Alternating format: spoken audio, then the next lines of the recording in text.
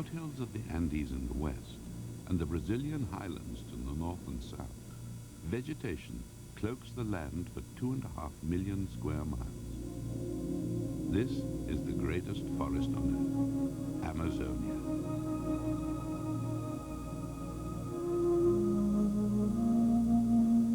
It's like one immense green organism, and it harbors an astonishing variety of animals and plants within its body.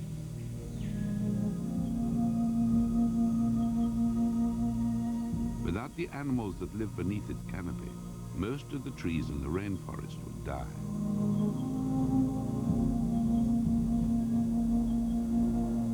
Who watches who in this mysterious world?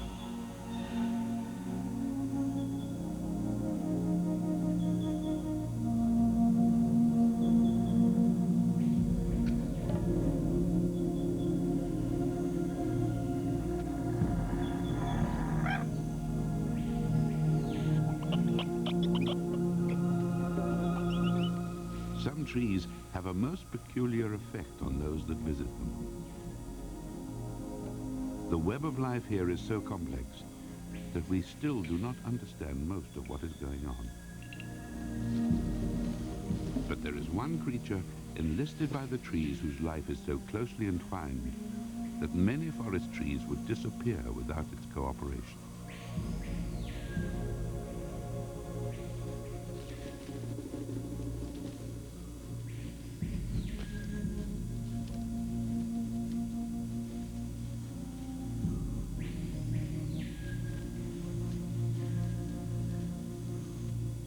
Hanging by limb and tail from a high branch, it is easy to see the black spidery shape that prompted the forest Indians to give the monkey its name.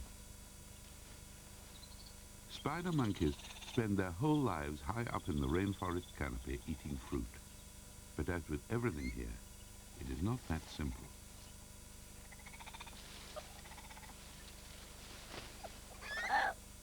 Their prehensile tail is the longest in the world.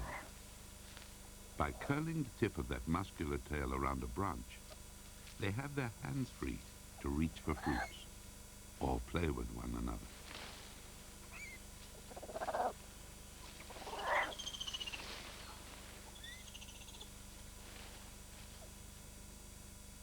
Their bodies are covered in thick black fur, which may seem odd for an animal that lives in such hot and humid climes. But the night air in the canopy can be cold, especially when it is raining. Like all monkeys, they take great care to keep their coat in good condition.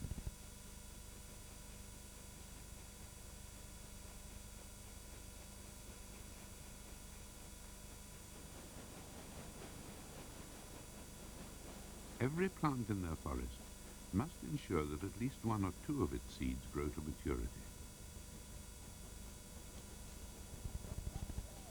But they have to combat an army of predators.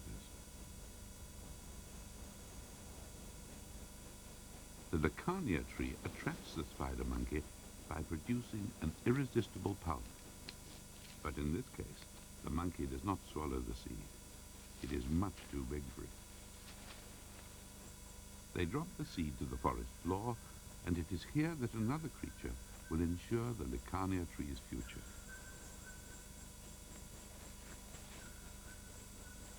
The Akuchi moves through the forest using a special scent gland to mark its route. A dainty wiggle leaves an invisible message that will lead it back to food it found earlier. It does eat and destroy many seeds, but even in this seemingly rich forest, there are times coming soon when life will be a daily struggle to survive. The seed is planted at the perfect depth for it to germinate. It covers its tracks well. It buries so many that when it eventually returns to dig them up, some will already have begun to grow.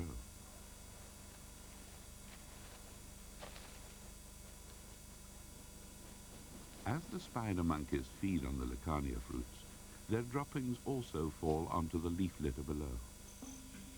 These contain seeds from other fruits that they have eaten earlier in the day. The droppings are a good source of free fertilizer for the seed. But another creature here with eccentric dining habits has other intentions. Within minutes of the monkey droppings hitting the ground, a horned dung beetle homes in on the smell and bit by bit drags the entire heap into a freshly dug chamber underground. The seeds are buried along with the dung, but the beetle only feasts on the feces. The seed will remain underground and have a better chance to germinate away from the jaws of predators.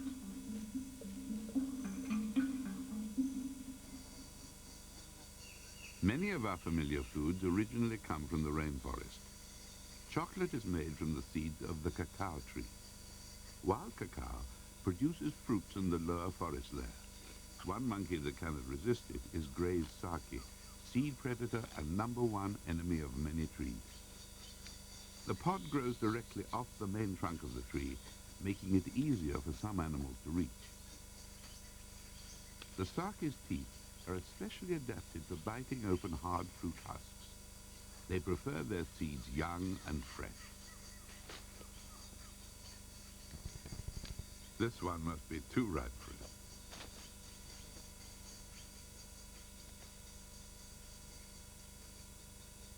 Seed predators such as squirrels and the sakis are as important as the dispersers in the overall strategy of the forest. By limiting the number of seeds from each tree that germinate, they prevent too many seedlings from competing for limited food and light in the poor rainforest soil.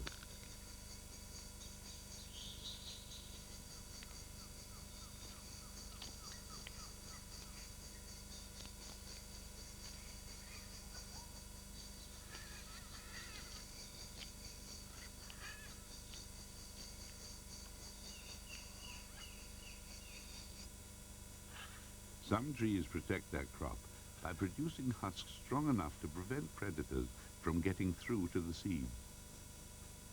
The tree best known in Amazonia for doing this is the Brazil nut.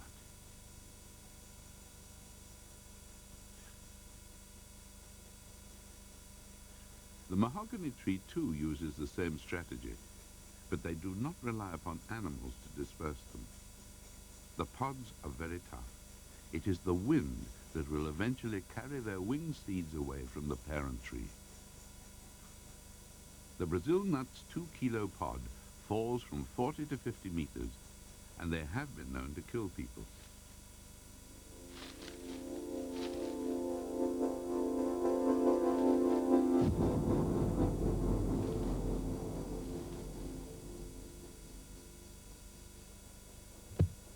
The thud of the husks hitting the floor attracts the only animal really capable of opening it. The agouti is a timid and cautious creature. There are predators in this forest other than those that eat seeds, and a 3-kilo agouti would make a good meal.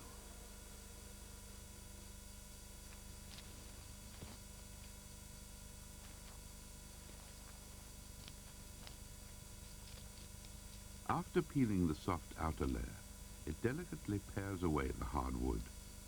Even with its chisel-like teeth, it takes this rodent up to 20 minutes to get through to the 18 or so seeds inside.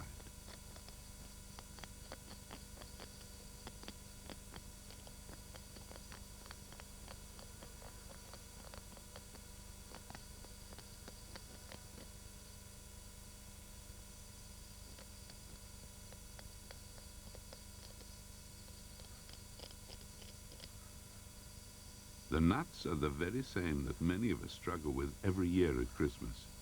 But with those teeth, the agouti shells them as easily as we do garden peas.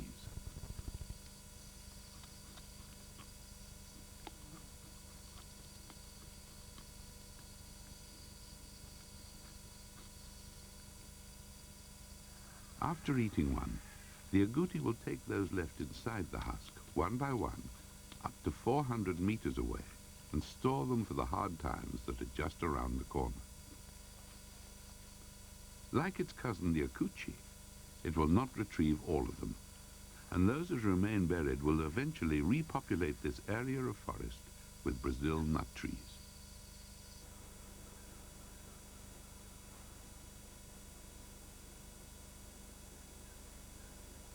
Spider monkeys have a maximum home range of about 1,000 hectares.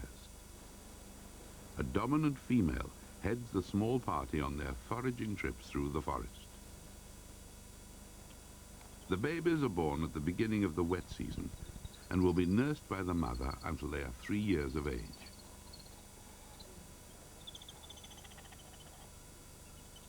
The youngster won't leave her back permanently until it is 1.5 years old, and during this time it learns to feed by example.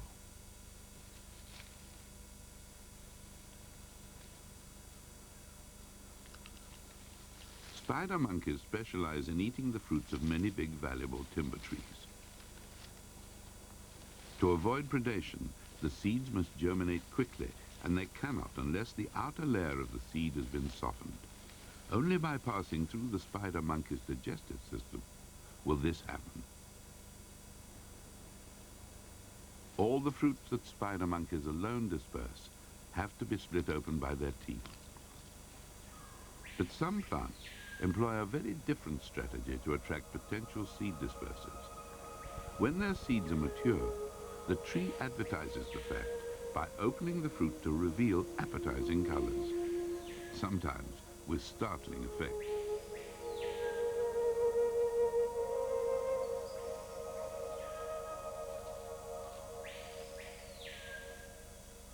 Some birds, like Spix's guan, are attracted by the edible seed coating, but to eat it, they have to swallow the seed as well.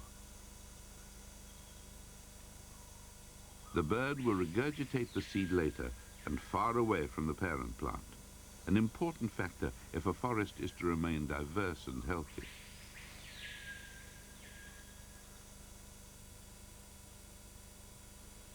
A bird built to fly a beak is a fair description of the toucan, and, like the spider monkey, it is a very important seed disperser. The toucan swallows the whole fruit, and later, far away from where it picked it, the seed will be regurgitated. The huge beak may look clumsy, but it is actually a precision instrument. It allows the bird delicately to pick at fruits on the extremities of branches that a smaller beak could not reach. Plants like this clusia have an added problem. They are epiphytes, living high in the canopy, using the branches of other trees for support, so their seeds need to be scattered high up in the trees. The clusia seeds are coated with a sticky substance, and when they are deposited in bird droppings on a branch, they are glued on. The toucan's feeding session is brought to an abrupt halt by the arrival of the spider monkeys.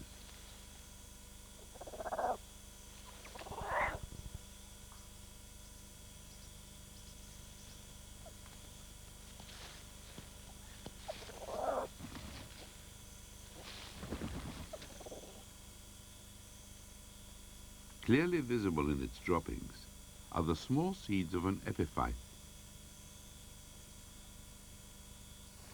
Fruits opening to advertise they are mature is one way to lure animals to take them, but one tree has evolved a more cunning method. Ormosia produces a seed that looks succulent, but in fact it is as hard as iron and quite inedible. So how does it germinate? Trumpeter birds scour the leaf litter for insects and grind up their prey in their gizzards. There is no grit in the rainforest, and it has only recently been discovered that trumpeter birds use Ormosia seeds as substitute grit to break down hard insect matter in their crops. By this process, the seed's outer layer is worn away. When the bird eventually passes them out, they germinate quickly in the leaf litter. The colorful Ormosia seed wants to be seen, but there are some creatures who don't.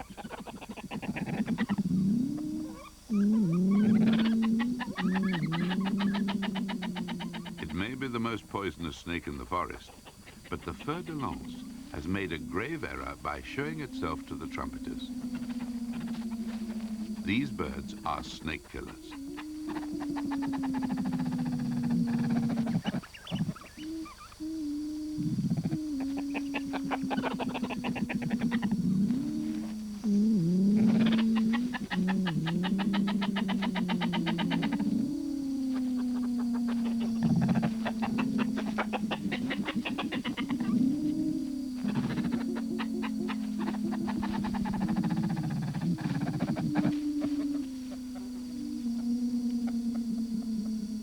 just a few minutes, the deadly fer-de-lance has been pecked to death.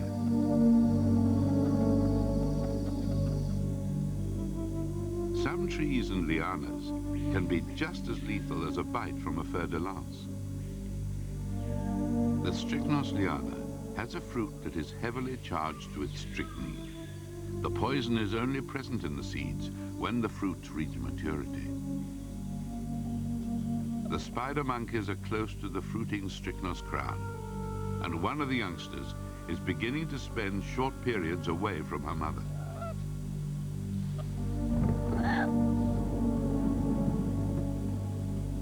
Some animals who will come to feed here on the strychnos fruits are going to die.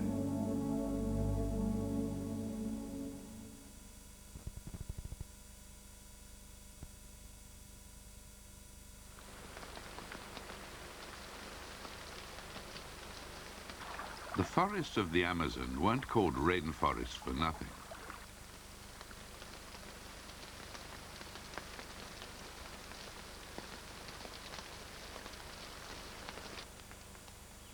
Towards the end of July, the rains move away, and this triggers the flowering cycle of most trees and plants.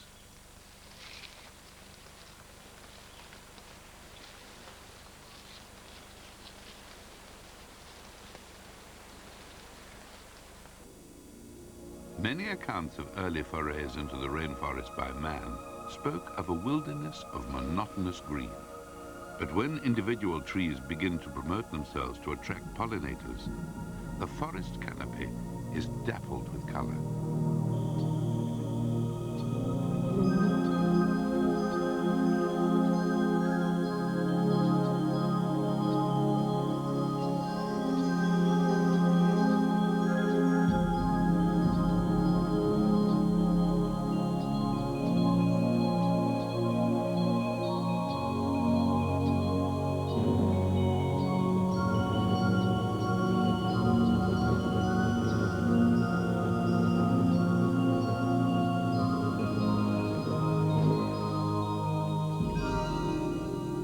The dry season also signals the beginning of a difficult time for many of the animals, especially the fruit-eating monkeys.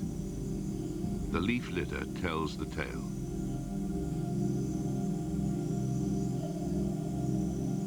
Fallen blossoms show that flowers high on the canopy have been successfully pollinated and will eventually bear fruit.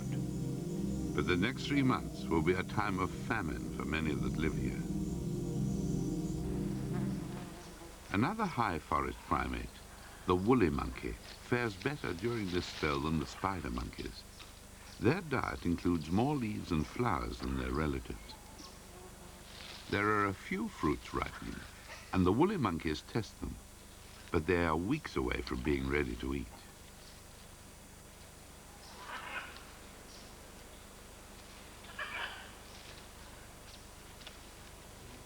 They also spend a lot of time insecting.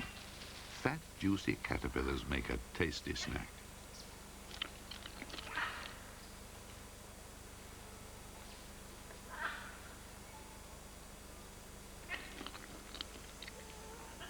Woolly monkey society is similar to that of the spider monkeys. However, unlike spiders who are ruled by the females, they are governed by a dominant male.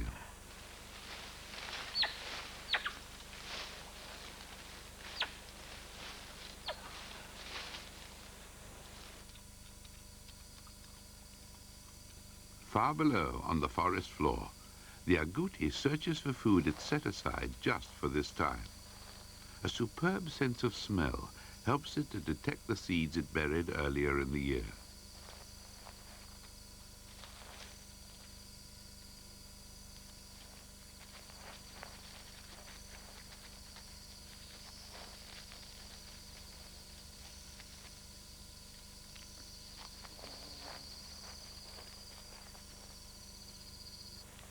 For the spider monkeys, a good memory is essential.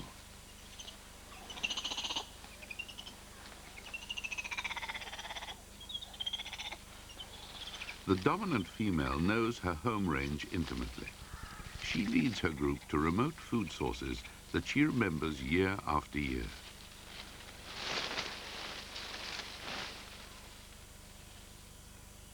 There are a very few trees that fruit more or less throughout the dry season.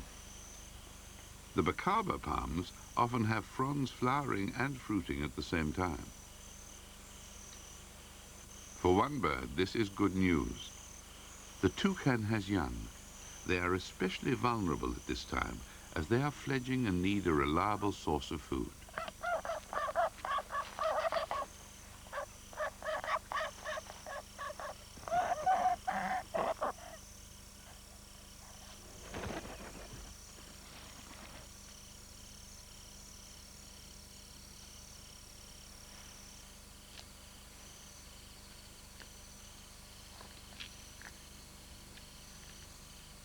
They are soon regurgitating the seeds just like their parents. Once their digestive juices have softened the hard outer pulp, the young toucan expertly manipulates the fruit, and dropping the seed to the forest floor, it swallows the pulp.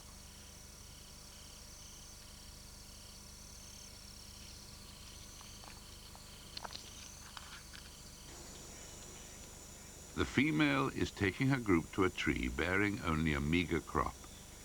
The strange spiky fruits are a relative of the fig.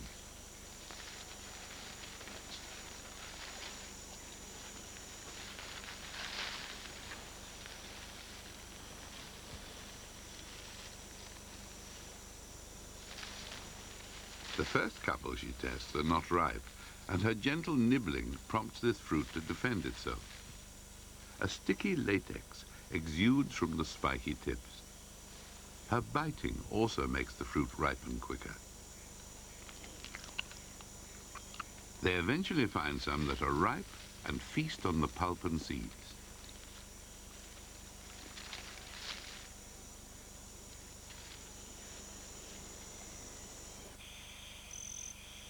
The aerial roots of a canopy epiphyte drape down from the crown of a tall inga tree. The owner of these roots is related to the familiar cheese plant. It may look innocuous, but if we chewed on this succulent ripe fruit, our mouths and throats would swell to such an extent that we may choke to death. It is heavily laced with oxalate crystals.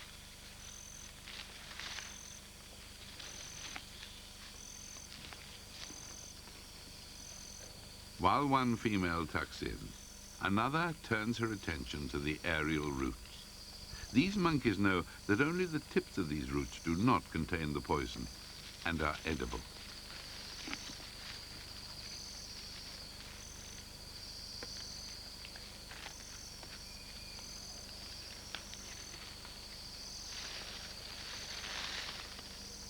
This youngster will have to get there sooner if it is to find anything worth eating.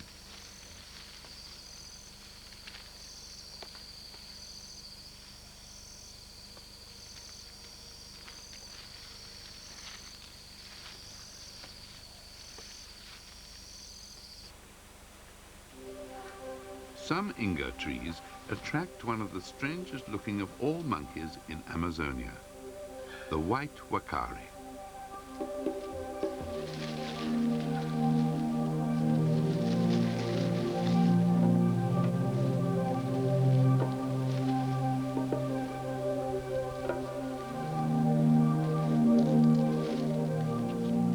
It is a voracious seed predator whose teeth are specially adapted to tear open tough woody pods like this inga fruit.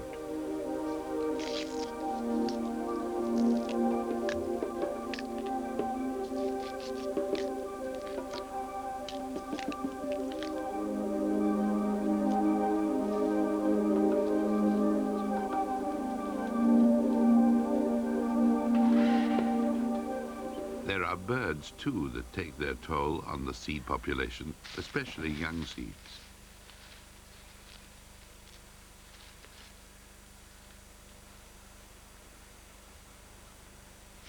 Parrots and macaws have beaks as effective as the wakari's teeth. It will cut through the strong outer casing of this fruit like a hot knife through butter.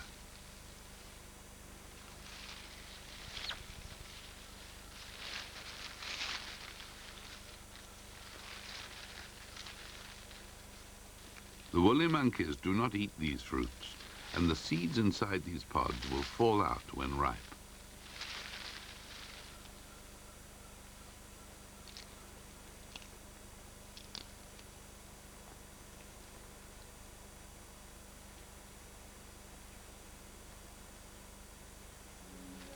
The white wakari lives in areas where the forest floods annually, and about 9% of the trees in Amazonia rely upon the water to disperse their seeds.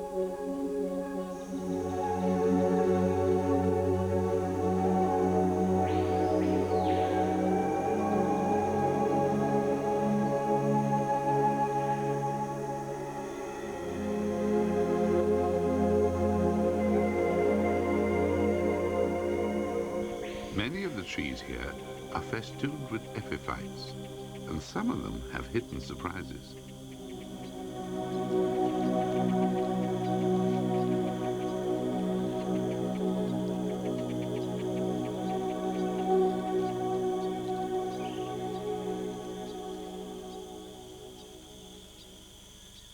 This tangle of epiphytes is in fact an ant's nest.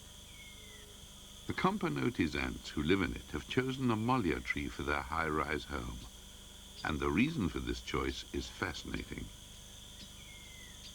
The base of the fruits are crowded with plant hoppers, whose needle-sharp mouthparts suck a special sap from the stalk, and the ants in turn feed on the hopper's secretions. This is not the end of the tale, however. It is even more complex. Growing from the ant garden are many plants whose roots help bind the nest together. When these plants eventually produce fruits, the ants harvest the contents, seeds.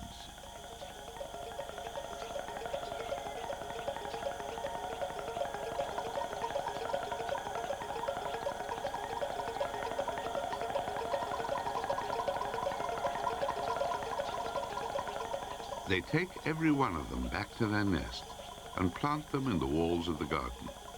It is a completely self-contained, self-propagating community.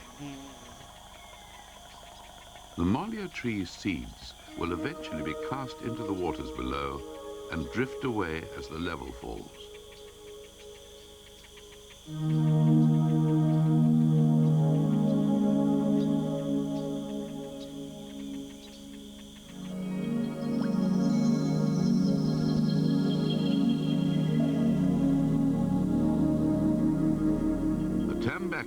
Weighs in at an enormous 30 kilos.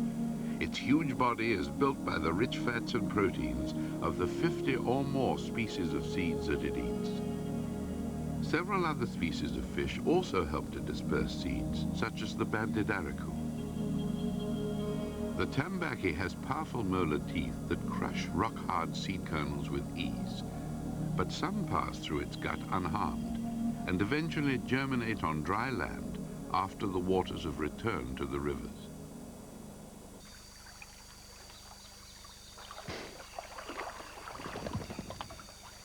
The flooded forest provides a haven for the tapir. This baby is enjoying the water's edge while its mother searches for fruits further into dry forest. They are large, gentle herbivores who have long trunk-like noses that they use to browse and sweep foliage. One of its favorite fruits is balusia. The soft, juicy pulp contains many small seeds, and the tapir simply cannot resist them. The forest Indians' knowledge of this fact enabled them to use it to set traps. They call the balusia tree guava of the tapir. The animal has long been a favorite food of theirs and of the jaguar.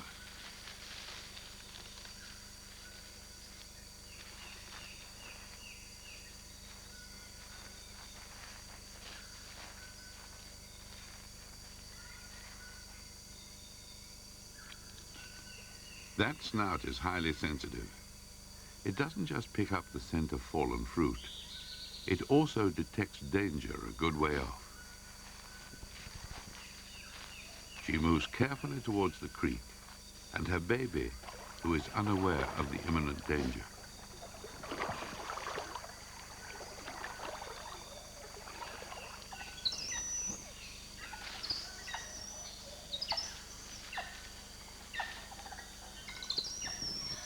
The powerful cat has an instant effect upon the spider monkeys who've seen it below. Their alarm calls carry far through the forest and warn all of its presence. Safety for a tapir is in the water. They are strong swimmers and can dive well. The mother whistles an alarm to her youngster.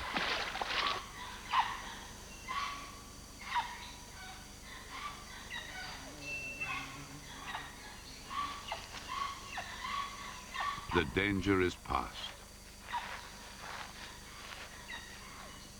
The spider monkeys calm down as they contemplate a much more pleasant prospect. Only a few species of tree, and this is one, produce a large crop of juicy fruits, which the monkeys purposely leave longer than they would do normally. The fruits ferment quickly in the tropical sun, and the spider monkeys adore them.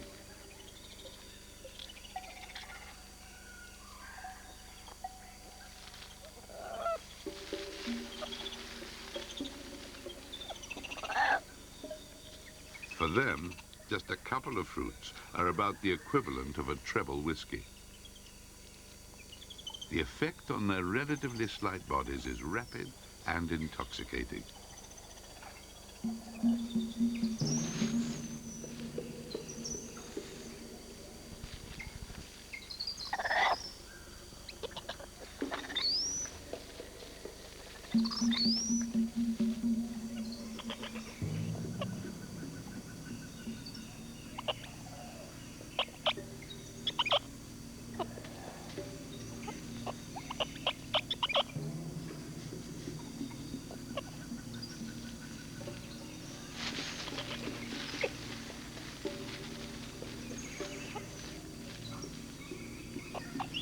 It's a well-known fact that alcohol impairs judgment, and this monkey miscalculates the distance to a branch.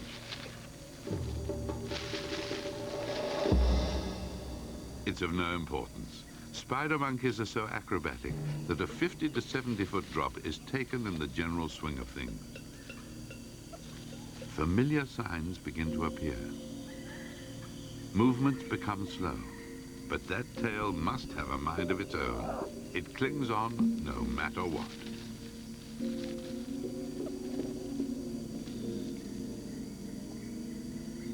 Vision perhaps blurred. And of course, hunger.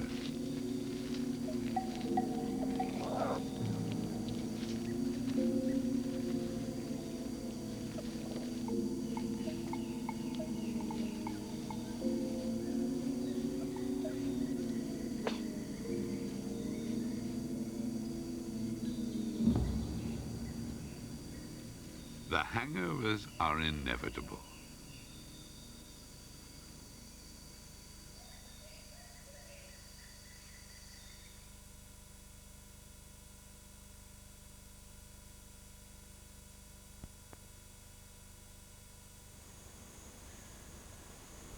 In the forests of the Amazon, thousands of seeds hang waiting for a breeze strong enough to dislodge them.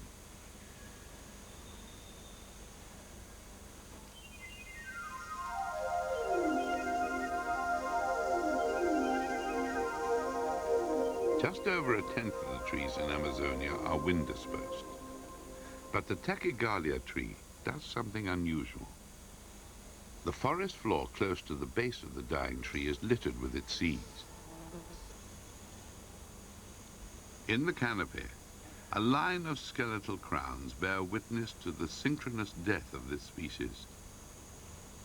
Below, in the half-light of the forest floor, a new generation is already replacing it.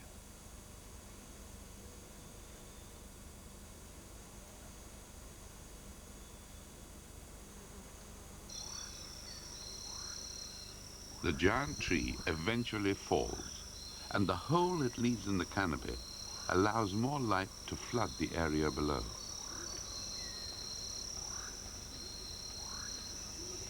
The seedlings grow rapidly.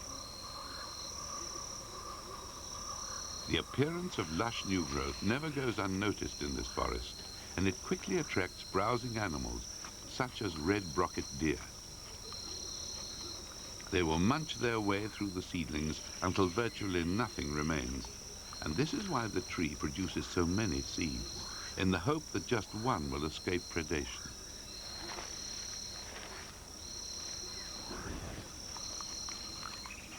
The death of a tree is a vital part of the scheme of things here. It helps promote diversity.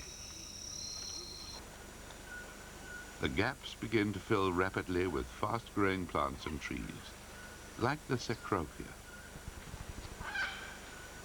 This tree attracts one of the most enigmatic animals of the forest.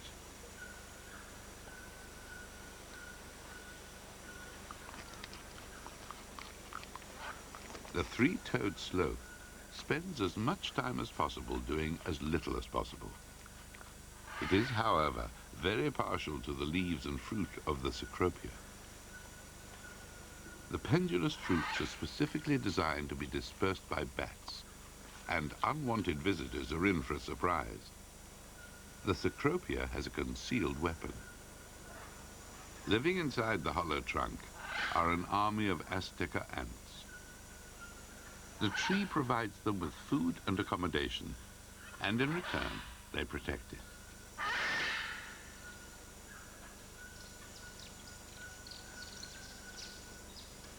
At first, it's just an irritation, but eventually they rout the intruder. The ant's message gets through, and the three-toed sloth makes a slow getaway.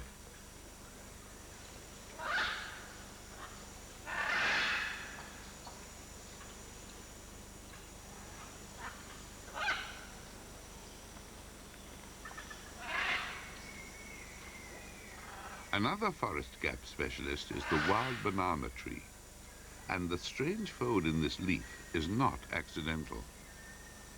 A group of tent-making bats have chewed through the midrib of the leaf so that it droops down, providing a sheltered roost for them to pass the day. It is late afternoon, and they're becoming restless.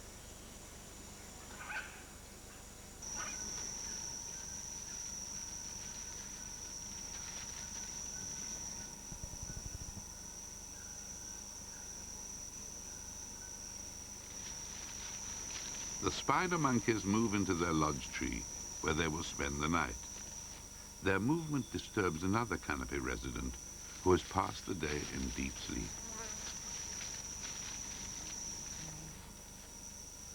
There are some nights when you just don't want to get up.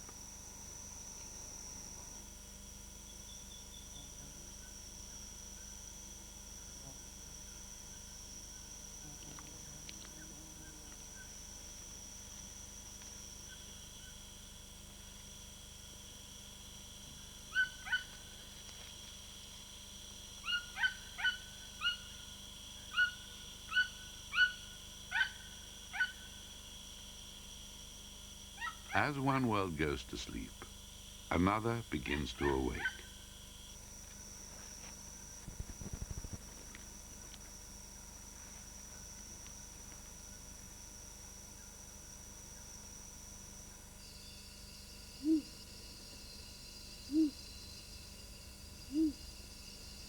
On moonlit nights, owl monkeys call.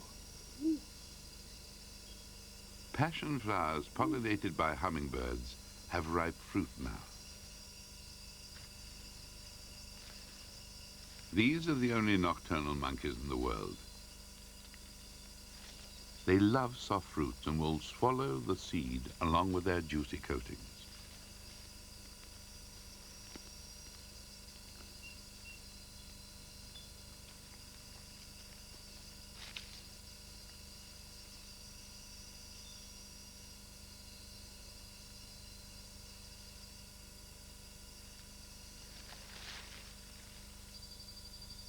Driven by thirst, the kinkajou finally drags itself out of bed. A flowering bromeliad provides a source of drinking water. Its leaves closely overlap at the base, forming a treetop water tank that other creatures take advantage of too.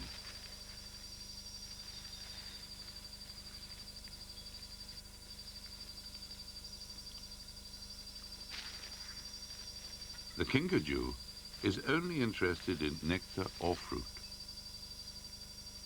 The Belusia tree, whose fruit the tapir likes so much, is also one of its favorites. The seeds are tiny, and many will be dispersed in its droppings during the night.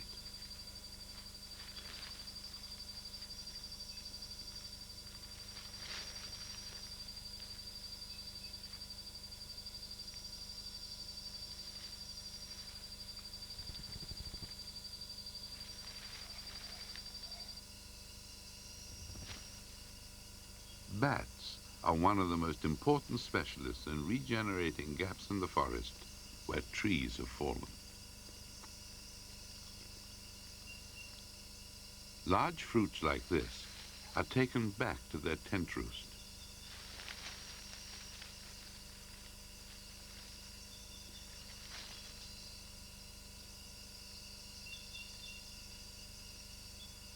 Using its wing claws, the bat deftly rotates it, chewing off the moist pulp. The seed it is eating here will be dropped to the ground with about 15 others that it'll get through this night. And some will germinate and ultimately produce a high forest tree to fill this gap.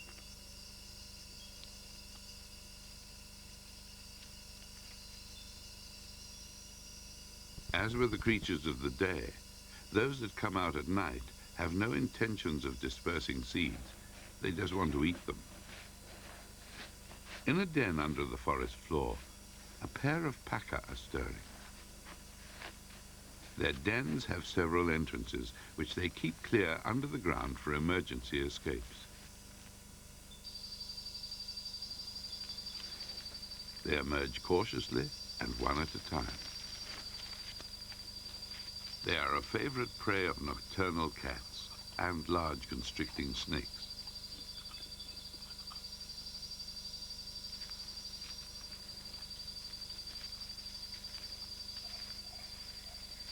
The first task of the night shift is to refill their burrow entrance with leaves to hide its location from enemies.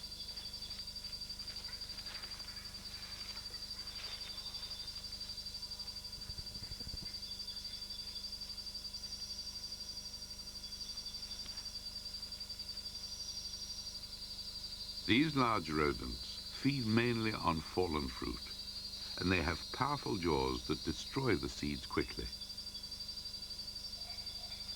There are many smaller nocturnal rodent predators, like the spiny rat.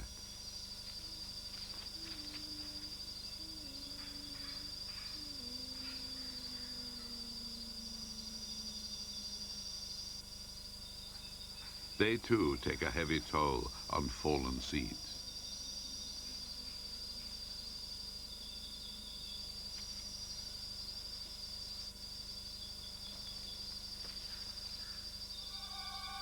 The fer de lance is not after the fruit, but the fruit eater.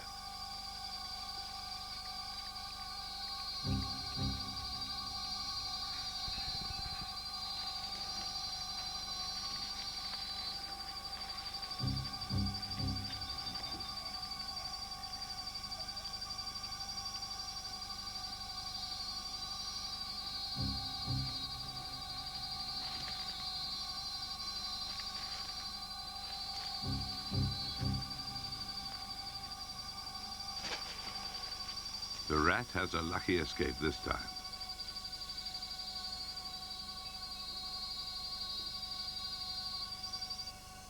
Some ripe strychnos fruits have fallen, and one of the packers has come across them. The seed is now loaded with deadly strychnine. This will be the last meal it ever eats.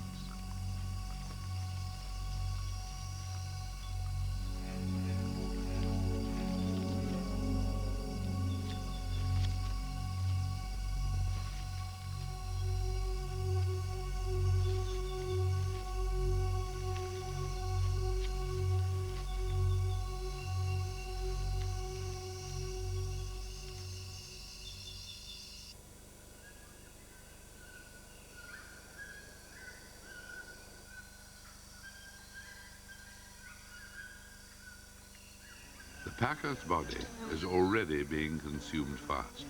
In 24 hours, not even the bones will be left. The spider monkeys are awake and hungry. Breakfast today is in the nailwood tree. This tree produces vast quantities of fruit all at one time and drops its crop as quickly as possible.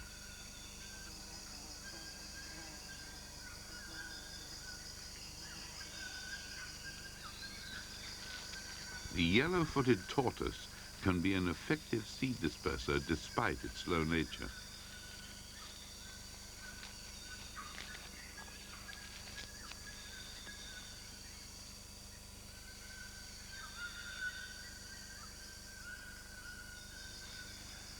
Birds like the razor-billed curassow slice open the seeds. Agoutis and packers, too, feast on the abundant fruitful. Despite this heavy predation, the tree produces so much fruit that at least 1 or 2 seeds are likely to escape the jaws of these predators. But from the tree's point of view, the spider monkeys once again are the perfect partners. The female has moved into the crown of the Strychnos liana to feed, and her baby is following her. The mature fruits, with their deadly seeds inside, are easily picked.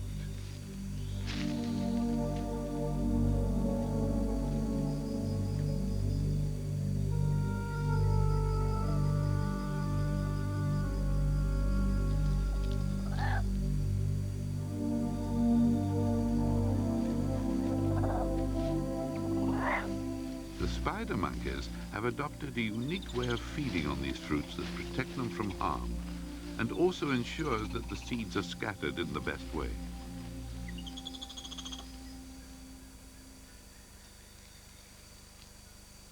Their technique is not to chew, but to swallow the whole seed and surrounding pulp without biting it. Their digestive system removes the nutritious pulp and softens the seed coating in the only way that will allow it to germinate. And all of this after the monkeys have traveled considerable distances from the parent tree. They play a vital part in the regeneration of this forest. Left alone, this forest will continue to regenerate and evolve in the right way.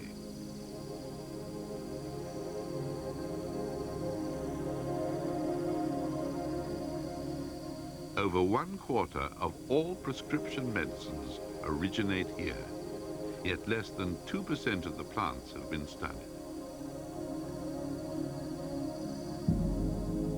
For hundreds of thousands of years, the animals and trees of Amazonia have evolved together, to the point where many are completely reliant upon each other for survival. Yet today, that existence is increasingly fragile. We could benefit from these complex relationships, but only if we allow them to continue. Who knows what miracle drugs are locked within the rainforest of the Amazon? Maybe the spider monkey has the key.